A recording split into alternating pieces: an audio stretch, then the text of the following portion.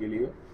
साथियों, दतिया का चुनाव संपन्न हुए आज तीसरा दिन है और मैं देख रहा हूं लगातार भोपाल की मीडिया के द्वारा और सभी जगह दो तरह के नैरेटिव बहुत तेजी से चलाए जा रहे हैं। जब चुनाव चल रहा था तो दामोदर यादव आजाद समाज पार्टी के प्रत्याशी को भाजपा की बी टीम सिद्ध करने के लिए एक सत्ताधारी दल के और उससे भी ज्यादा कहें तो विपक्षी दलों के कहने से एक नया नैरेटिव सेट किया जा रहा था।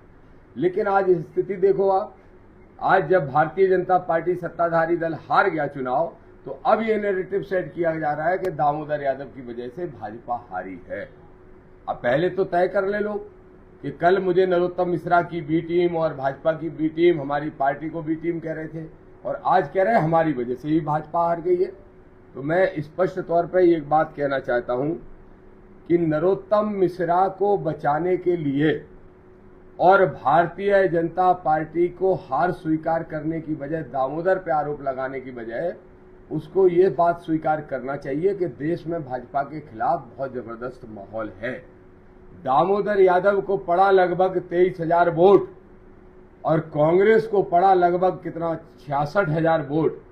ये दोनों वोटों को अगर आप मिलाओगे तो आप इस निष्कर्ष पर पहुंचोगे कि 70 से 70% से ज्यादा वोट भाजपा के खिलाफ गया है। आज पूरे देश के अंदर जेएनजी मूवमेंट हो चाहे किसान आंदोलन हो, ये सड़कों पे जो प्रदर्शन हो रहे हैं वो इस बात को सिद्ध करते हैं कि हमारा देश बहुत खतरनाक मोड़ पे खड़ा है।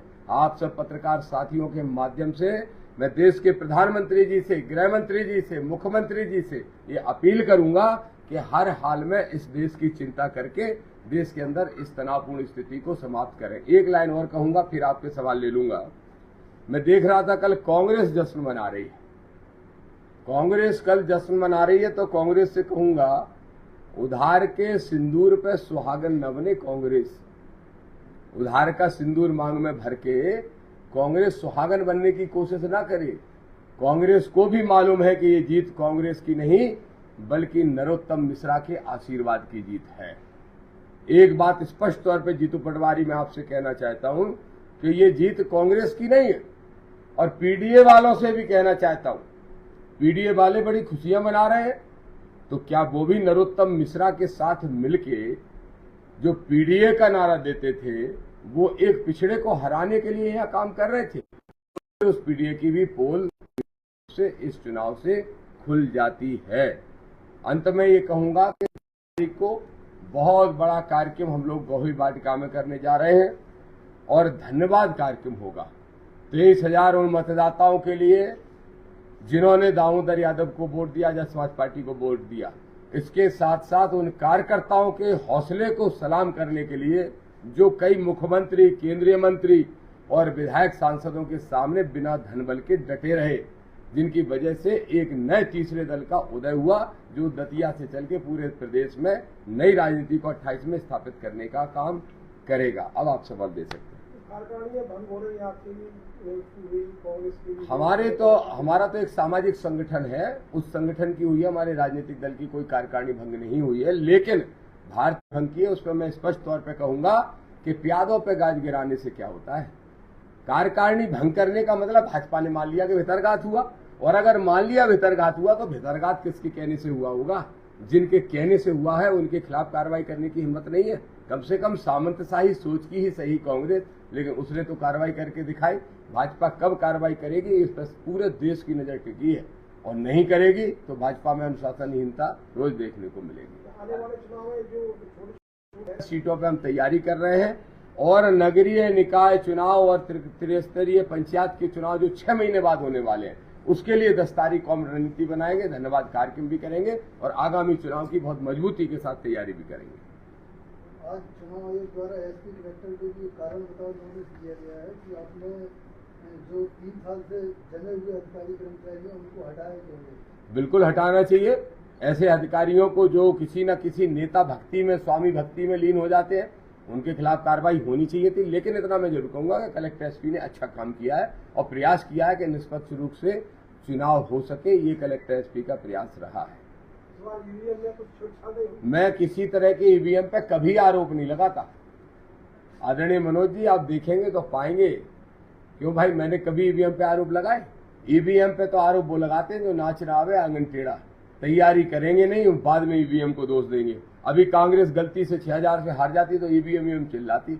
मैंने तो आकलन किया कि भाई हमारे जो 66,000 आने चाहिए थे उसके 23,000 क्यों आए, तो 33,000 वोट। एक बात जरूर आपसे बहुत महत्वपूर्ण कहना भूल गया, ये जो नैरेटिव सेट हो रहा था कि दामोदर यादव को तो बीजेपी लड़ा रही है, पहले नरोत्तम लड़ा रहे, फिर नरोत्तम चले गए तो कहने लगे बीजेपी लड़ा रही, और बाद में कहने लगे बीजेपी दामोदर की वजह से हारी। दामोदर बीजेपी की वजह से हारा, ये जरूर कह रहा हूं, और वो भी बीजेपी के मुख्यमंत्री की तरफ से कुछ दलाल प्रवृत्ति के यादव भेजे गए थे, जिन्होंने एक गलत नैरेटिव यादव समाज में दिया कि अगर दामोदर यादव जीते और मोहन यादव हट जाएंगे मुख्यमंत्री की कुर्सी से तो आपको बड़ा यादव चाहिए कि छोटा एक पद पे यादव चाहिए। इसलिए आज यादव परसों से लेके आज तक मुझे फोन कर करके दुखी हो रहे हैं, रो रहे हैं, नाराजगी प्रकट कर रहे हैं, अफसोस प्रकट कर रहे हैं कि हम गलत नैरेटिव के शिकार हो गए। और अगर मोहन यादव को हटना था तो अब तो कांग्रेस जीत गई, हट जाए मोहन यादव, दे दे इस्तीफा तो मैं मान जाऊंगा।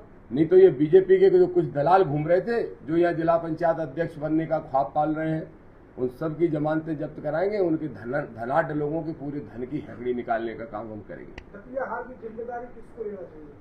मैं समझता हूँ दतिया हार की जिम्मेदारी तो पूरी नरोत्तम मिश्रा इसलिए फैक्टर है। हाँ बिल्कुल, अप्रवासीय लोग आए थे। भारतीय जनता पार्टी का सबसे गलत मूव यही था मेरे हिसाब से। अगर उनको नरोत्तम मिश्रा जी के कार्यकर्ताओं पे, जो कि भाजपा के भी कार्यकर्ता हैं, अगर उन पे डाउट था तो एक एक आदमी अपना बाहर का उनके साथ रख देते।